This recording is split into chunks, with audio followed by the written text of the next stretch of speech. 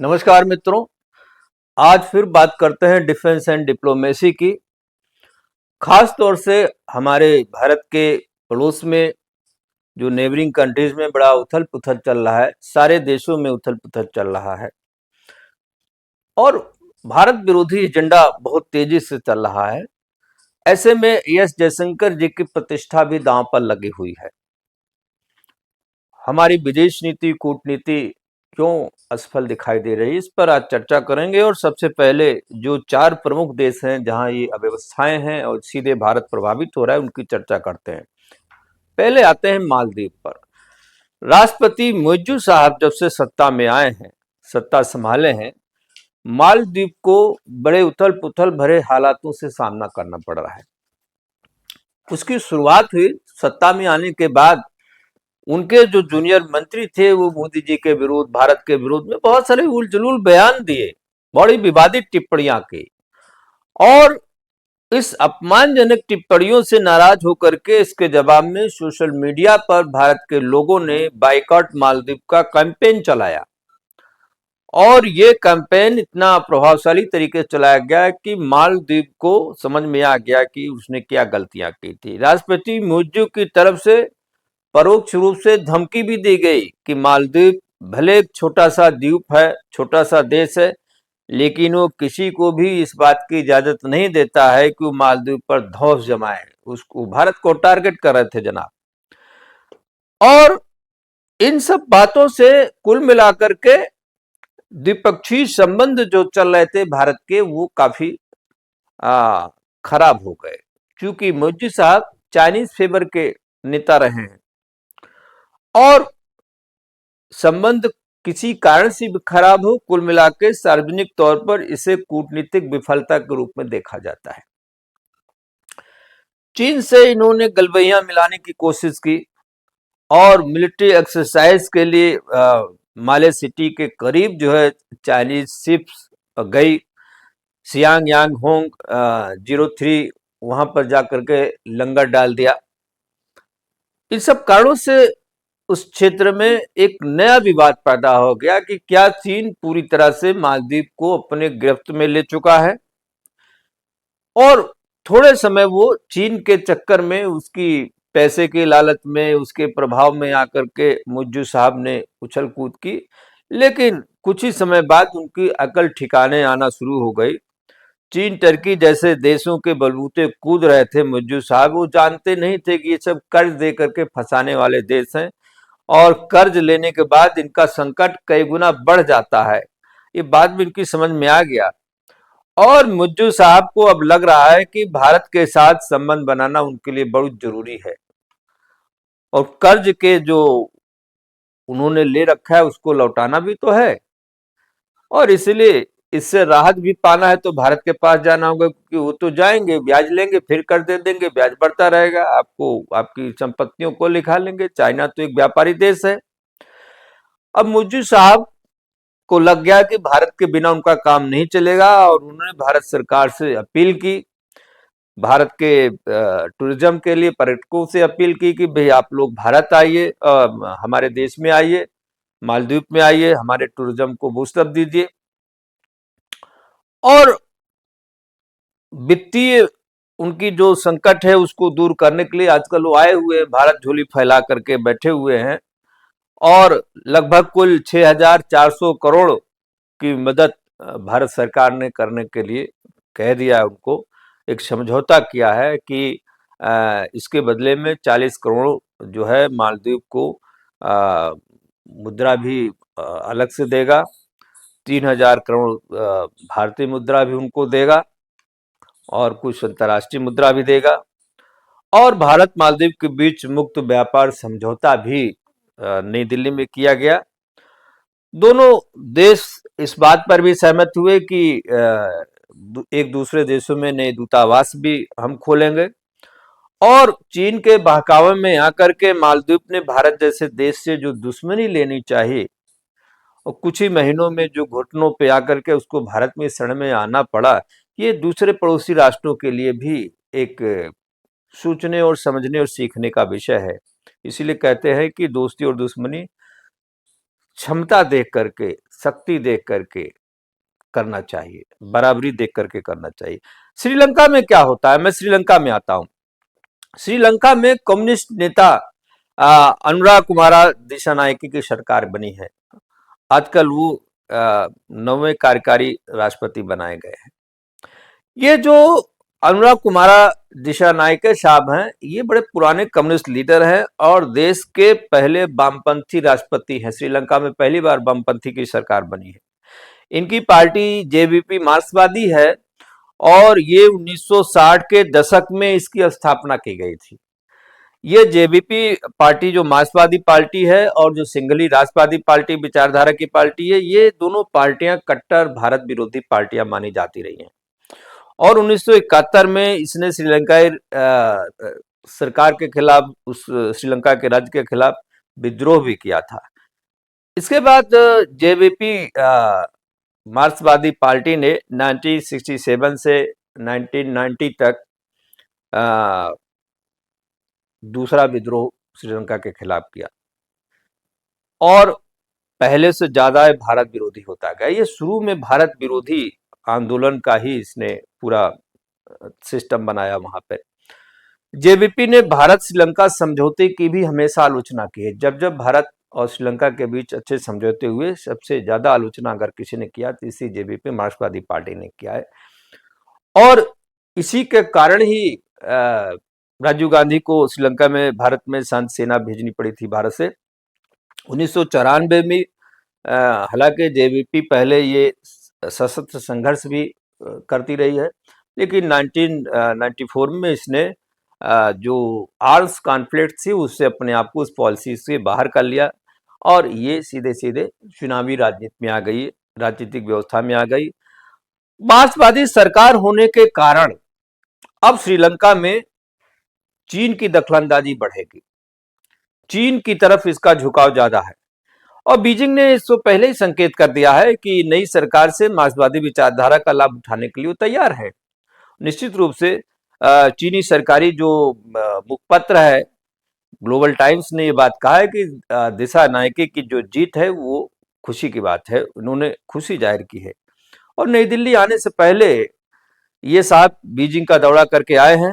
नई दिल्ली ने भी दिशानायके को आधिकारिक यात्रा पर आमंत्रित किया था। विदेश मंत्री एस जयशंकर जी रहे हों या NSA अजीत डोभाल जी, ये लोगों ने श्रीलंकाई नेताओं से मुलाकात किया और वहां संबंध पहले जैसे चल रहे थे वैसे चले, इसकी प्रयास कर रही है। मुझे नहीं लगता ऐसा हो पाएगा क्योंकि कम्युनिस्ट पर भरोसा आप नहीं कर सकते। तीसरा मामला है नेपाल का। भारत नेपाल के बीच संबंध भी बहुत अच्छे नहीं है। भारत नेपाल के संबंध वैसे तो रोटी बेटी का रिश्ता माना जाता रहा है और एक बहुत लंबी शताब्दियों पुराना संबंध है। दोनों हिंदू देश रहे हैं, हिंदू सिविलाइजेशन वाले देश हैं। लेकिन जब से चीन वहां इन्वॉल्वमेंट चीन का बढ़ा है तब से रिश्तों में बड़ी दरार आई है और चीन ने दरार पैदा करने की कोशिश की। साल 2000 में चीन के कारण एक बड़ा दरार जो ट्राई जंक्शन के पास ये मामला आया है, जिसे लिपुलेख दर्रे से बगल से जो सड़क निकाली गई है, सड़क का निर्माण भारत ने किया, उसके कारण चीन के बीच संबंध और खराब हुए और संबंध डिप्लोमेटिक एक क्राइसिस पैदा हो गई थी नेपाल के साथ। ये सड़क जो बनाई गई ये मानसरोवर यात्रा के तीर्थयात्रियों के लिए बनाई गई थी और पहले से मौजूद रोड पर बनी थी। भारत सरकार ने कहा भी कि भाई ये तीर्थयात्रियों के लिए है, स्थानीय लोगों के लिए, व्यापारियों की सुविधा के लिए है और उसी सड़क को चलने योग्य बनाया है जो पहले से सड़क थी। लेकिन इससे भी नेपाल को आपत्ति थी और नेपाल के जो उस समय प्रधानमंत्री थे, CPN के जो लीडर थे, जो कम्युनिस्ट पार्टी ऑफ नेपाल के लोग थे, ये इन लोगों ने कहा कि भाई हमारे क्षेत्र में जो विकास कार्य हो रहा है यह अवैध है। उन्होंने ऑब्जेक्शन किया था और कहा ये हमारी क्षेत्रीय अखंडता और राष्ट्रीय समता का भी घोर उल्लंघन है जो भारत कर रहा है। नेपाल ने लिपुलेख या लिम्पियाधुरा कालापानी क्षेत्र में अपना दावा ठोक दिया। उन्होंने कहा कि ये क्षेत्र चीन का रहा है, चीन के पास ही रहेगा और इतना नहीं, उस दावे को सही ठहराने के उसने एक पॉलिटिकल मैप भी जारी किया जिसमें वो सारा क्षेत्र जो कभी उसके पास नहीं हुआ करता था उसको अपने दिखाने की कोशिश किया। नेपाल की सत्ताधारी कांग्रेस ने भी बयान जारी करके बहुत सारी बातें कहा। उसने कहा कि सड़क का और विस्तार करने का जो भारत का निर्णय है वो ठीक नहीं है, मानने योग्य नहीं, आपत्तिजनक है। नेपाल कांग्रेस ने भारत से क्षेत्र से अपनी सैनिकों को तुरंत वापस बुलाने की भी बात कही थी। केपी शर्मा ओली जो प्राइम मिनिस्टर हैं, ये सीमा विवाद का राग हमेशा छेड़ते रहे हैं। हालांकि इस बार थोड़ा इनके सुर नरम हैं। केपी ओली साहब के कार्यकाल में भारत ने 6 महीने तक, पिछले कार्यकाल में, इनकी इकोनॉमिक ब्लॉकेट कर रखा था, सारे सामान रोक दिया था, आना जाना सब बंद कर दिया था लगभग। इनकी हैसियत समझ में आ गई कि जो जानते थे कि चीन के बदौलत से सरवाइव नहीं कर सकते हैं। ओली ने भारत पर हालांकि अपनी डिपेंडेंसी कम करने की बात कही है, और चीन से संबंध जो उनका है वो तो रहेगा, वो तो नहीं खत्म होने वाला है। लेकिन फिलहाल उन्होंने ये डिक्लेयर किया हुआ है कि नेपाल जो है वो न्यूट्रल कंट्री है और वो तटस्थ नीति अपनाएगा। भारत के साथ नेपाल के जो भविष्य के संबंध हैं उसको देखी नहीं करेंगे, ये भी उन्होंने कहा है। उन्होंने ये भी कहा है ओली साहब ने कि नेपाल अपने राष्ट्रीय हितों और क्षेत्रीय अखंडता पर कायम रहेगा और उसको हम सेव करते हुए ही अपनी विदेश नीति का पालन करेंगे।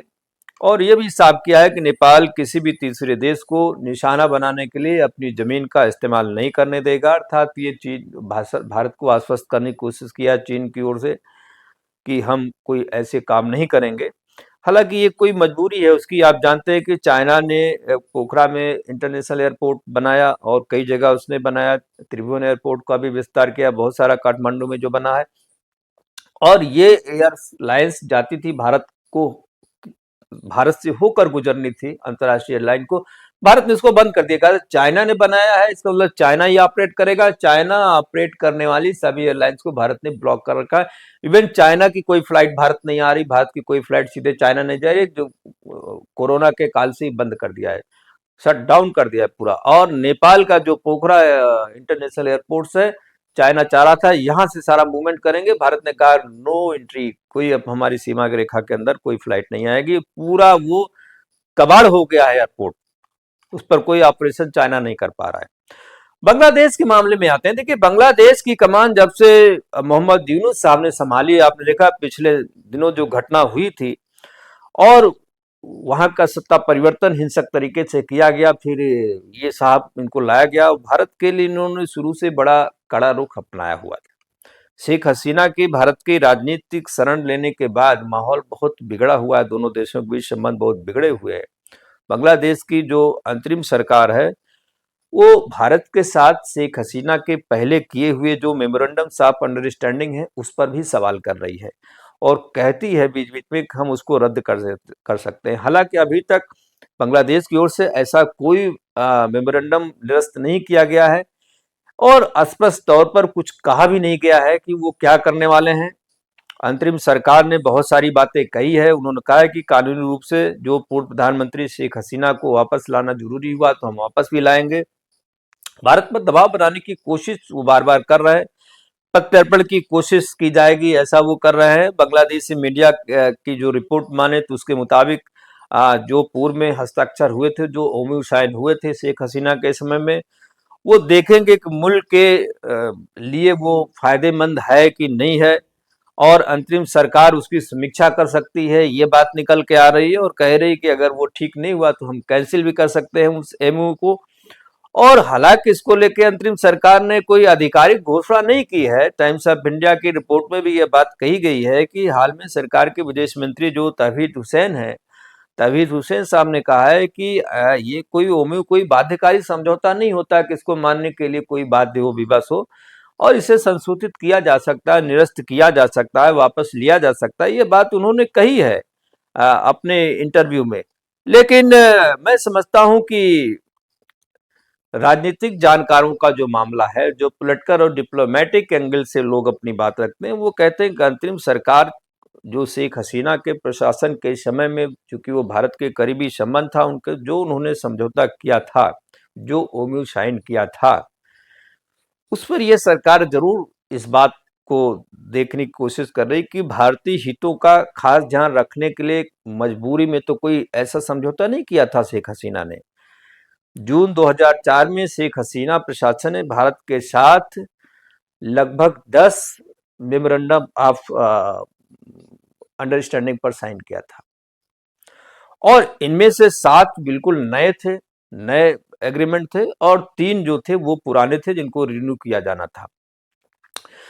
बांग्लादेश की अंतरिम सरकार जो उसके सैयद रिजवाना हसन साहब हैं, जो जल संसाधन मामलों के सलाहकार हैं, उनकी भी टिप्पणी आई थी कि तीस्ता जल बंटवारे के मामले में जो संधि है उस पर वो चाहती हैं कि भारत सरकार से फिर से हम डायलॉग शुरू करें, और खास तौर से जो उत्तरी तटवर्ती और निचले जो तटवर्ती क्षेत्र है, दोनों देशों के जल बंटवारे में जो अंतर्राष्ट्रीय सिद्धांतों के पालन करने की बात आई है, उसको हम फिर से नेगोशिएट करना चाहते हैं, ऐसा उन्होंने कहा है। ढाका में पीटीआई को भी उन्होंने बातचीत में हसन ने यह बात कही है कि भारत के साथ तीस्ता संधि और अन्य प्रकार का जो जल बंटवारे संबंधित संधियां हैं, उस विवाद को हम हल करना चाहते हैं और बातचीत के जरिए सौहार्दपूर्ण तरीके से विवाद सुलझाने की कोशिश होगी। अगर ये समझौता नहीं हो सका तो बांग्लादेश जो वैध तरीका है, जो दस्तावेजिक सिद्धांत हैं, उस पर विचार कर सकता है। धीरे धीरे बांग्लादेश की समझ में आ रहा है कि अमेरिका चीन के आगे वो चाहे जितना रोएगा गाएगा, वो सपने दिखाएंगे, लेकिन कुल मिलाकर के उससे देश का भला नहीं होने वाला है। और उसे पता है कि भारत साउथ एशिया में एक बड़ी ताकत है, उसको नजरअंदाज करना उनके सर्वाइवल के लिए समस्या खड़ी कर सकता है। यूनुस साहब के हाल में कुछ बयान आए हैं, उन्होंने इस बात को कोट भी किया है कि हमारे लिए एक दूसरे के बिना आगे बढ़ना एक कठिन काम है। स्वाभाविक है कि हमारे बीच गहरे संबंध रहे हैं, उन रिश्तों को हम कंटिन्यू करने की कोशिश करेंगे। हम जरा इसका विश्लेषण कर लेते हैं। भारत के पड़ोसी देशों में कुछ न कुछ ऐसा हो रहा है जो भारत के नेशनल इंटरेस्ट में, नेशनल सिक्योरिटी में चैलेंज पैदा कर रहा है। भारत को सतर्क होकर अपनी फॉरेन पॉलिसी को संचालित करना पड़ेगा। नेपाल हो या मालदीव हो या श्रीलंका हो या बांग्लादेश हो, सभी देशों में अस्थिर सरकारें हैं जो बाहरी देशों के हस्तक्षेप को आमंत्रित कर सकती हैं, और कोई भी बाहरी ताकत इनकी राजनीतिक अस्थिरता का लाभ उठा करके, इनकी आर्थिक जरूरतों का लाभ उठा करके इनसे सामरिक समझौते कर सकता है, अपने सैनिक अड्डे बना सकता है, अपना इन्फ्लुएंस क्रिएट कर सकता है इस रीजन में।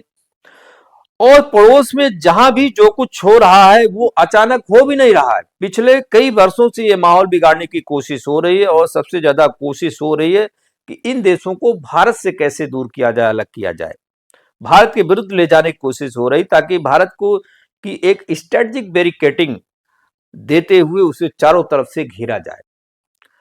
इस पूरे खेल में भारत की कूटनीतिक विफलता साफ साफ दिखाई दे रही है। कारण कुछ भी हो, लेकिन जयशंकर जी की विदेश नीति, कूटनीति का लोहा पूरी दुनिया मानती है, लेकिन अपने पड़ोस में फेल होना कुछ हजम नहीं होता। क्या ऐसा क्यों हो रहा है, क्यों हुआ? अपने पहले कार्यकाल, चाहे 2014 का मामला हो, शपथ ग्रहण जब लिया था मोदी जी ने, या अभी वर्तमान में शपथ ग्रहण लिया था, तो उन्होंने तभी पड़ोसी राष्ट्राध्यक्षों को बुला करके सब कुछ ठीक रहने का मैसेज दिया कि सब कुछ ठीक चल रहा है। लेकिन क्या वास्तव में सब कुछ ठीक है? पिछले कई वर्षों से सार्क देशों की मीटिंग तक नहीं हुई। अभी साहब जयशंकर साहब पाकिस्तान गए हैं और वहां पर संघाई कोऑपरेशन की बैठक में गए हैं, लेकिन अगर पाकिस्तान जाना ही था तो सार्क में आप क्यों नहीं गए? आपके ना जाने कारण सार्क की बैठकें पाकिस्तान में जो ड्यूटी नहीं हो पाई, तब बस मैंने स्टैंड ले लिया कि हम नहीं जाएंगे पाकिस्तान। सार्क पेंडिंग में डाल दिया गया, आज तक पड़ा हुआ है, सार्क की बैठकें नहीं हो पा रही है। पड़ोसी देशों में चीन हो, पाकिस्तान हो, अमेरिका, सबका दबदबा, हस्तक्षेप बढ़ा हुआ है, इन्फ्लुएंस बढ़े हुए हैं। ये सब कुछ ठीक होने का संकेत नहीं है। भारत को घेरने में शत्रु काफी हद तक सफल है और हम अपने अनुकूल माहौल बनाने में फेल रहे हैं। सच तो यह है कि यह सब कुछ साफ साफ भारत की विदेश नीति, भारत की कूटनीति की असफलता की कहानी बता रहा है। भारत को नए सिरे से साम दाम दंड भेद पड़ोसी राष्ट्रों के साथ अपने संबंधों को ठीक करना ही पड़ेगा, ताकि विदेशी ताकतों को सीमांत क्षेत्रों में बैठने और भारत विरुद्ध साजिश करने से रोका जा सके। इन्हीं शब्दों के साथ मैं आज के एपिसोड को विराम देता हूं। लाइक करें, शेयर करें, सब्सक्राइब करें, कमेंट करें, हमारी टीम को सपोर्ट भी करें। बहुत बहुत धन्यवाद। नमस्कार, जय हिंद।